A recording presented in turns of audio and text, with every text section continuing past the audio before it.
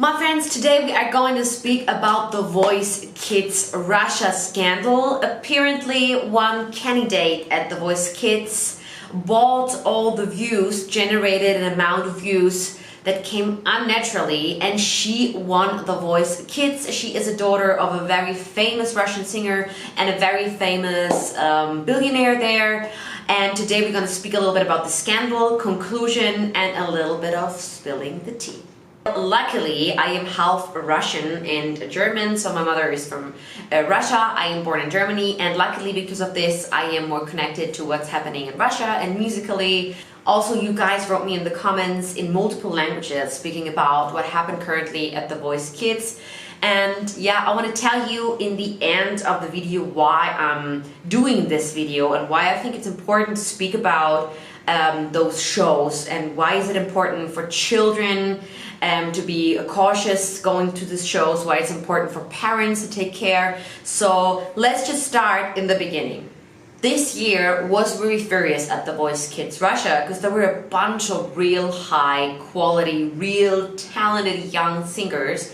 One of them were Chesner. She's 8 years old. I also made a breakdown on my channel to her. She responded to it. We are following each other on Instagram, and she's an absolutely outstanding 8-year-old who sings in French, who sings in Russian English, and she's just absolutely amazing. Please go check her out. The majority of the Russian audiences is thinking that the other contestants have been so much more better and was singing so much better than Michaela was doing. Michaela is 10 years old, and she is the daughter of a famous singer called Alsu, and she is the daughter of a very, very famous billionaire.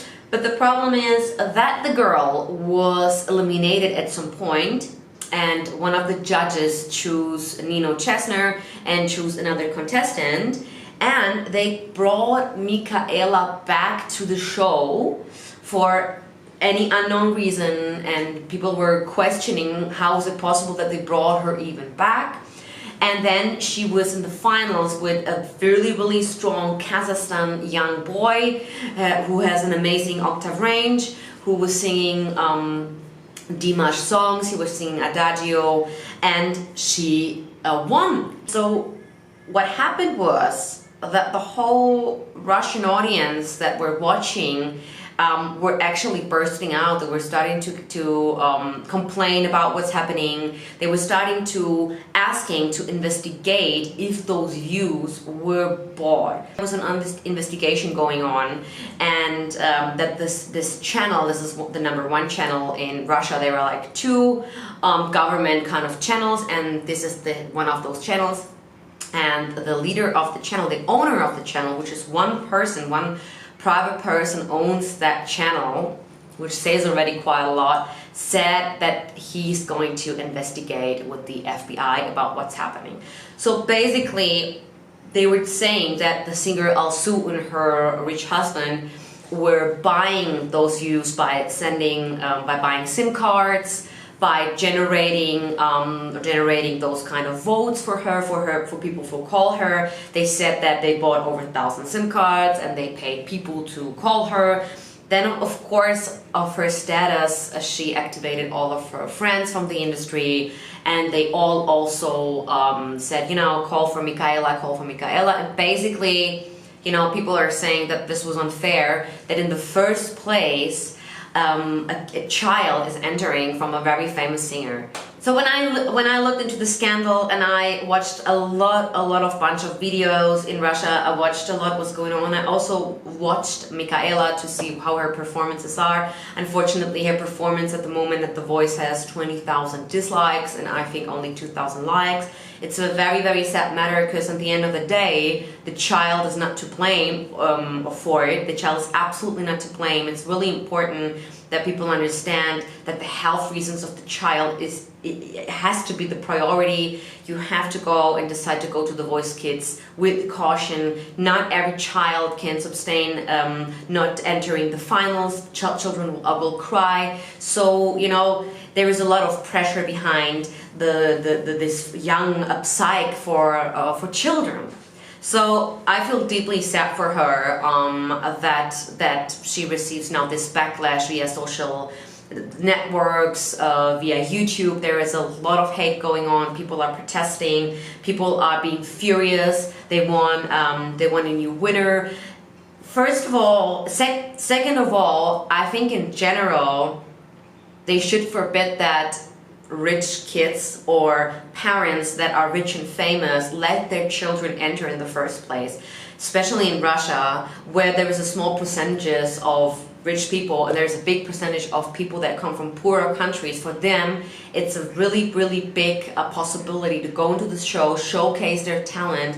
A lot of young singers work very, very hard to get into the show. So having someone with a rich background where the mother is already a famous singer and basically they could buy her a career, or they could sustain a career for her with the money they have, I think it's kind of unfair. Now the other question is, how in the world, actually that was a question that I was asking myself, is how in the world does she got back to the show? So basically when Labada, the judge, chose Nino Chesner and another contestant, Michaela was eliminated from the show. So no matter, I don't understand what's going on here at that point, but they kind of let her back in, and then from this point she was winning that show, which is, it doesn't really make sense. So the first thing I was thinking, like, guys, why are you pretending like this is not real? Or we know that Russia is at some point very corrupt. There's a lot of things going on there, and if there's like a rich, famous daughter, child, mother constellation entering the show, I mean, it's pretty obvious that she will win or go into the finals. I think a lot of people being naive and that kind of point. A lot of people being naive because a lot of people don't understand how television works and what happens behind the scene, and how many things are unreal, how many things are scripted, how many things are bought, how much of this SMS or telephone calls are really generating the votes for the child. How much of this is actually real? This is something that people should have. I was looking at Michaela's voice, and I think she wasn't that bad. The thing is like this: the Russian standards is very high. It's so much higher than I think at The Voice Germany, for example. So The Voice Kids Russia has a very enormous standard, and I think over the years the standard got higher and higher, even for grown-ups. It got more competitive than ever before. That's what I think. So children are not allowed to be children anymore. Children are really professional performers. I think she was doing a solid job. It was obviously her first performance on TV. Her first performance is kind of on a big stage, Therefore, she was doing before only like kind of small things, small musicals, school musicals. Other contestants already worked professionally. So that Maxim, the young guy, he was already working in Kazakhstan as a singer there and worked on stage and big shows. So she was kind of struggling here and there a little bit, but overall it wasn't still not bad. It was not winner worthy, because the other guy, or Nino Chesner, for example, was my favorite. I think she was doing an incredible, amazing job for an 8-year-old. I think that's insane. So I think, yes, there were kids that were stronger than her at that point. It's a good thing that it happened this way, because it led to people wake up more. It let people understand, don't trust everything you see on TV.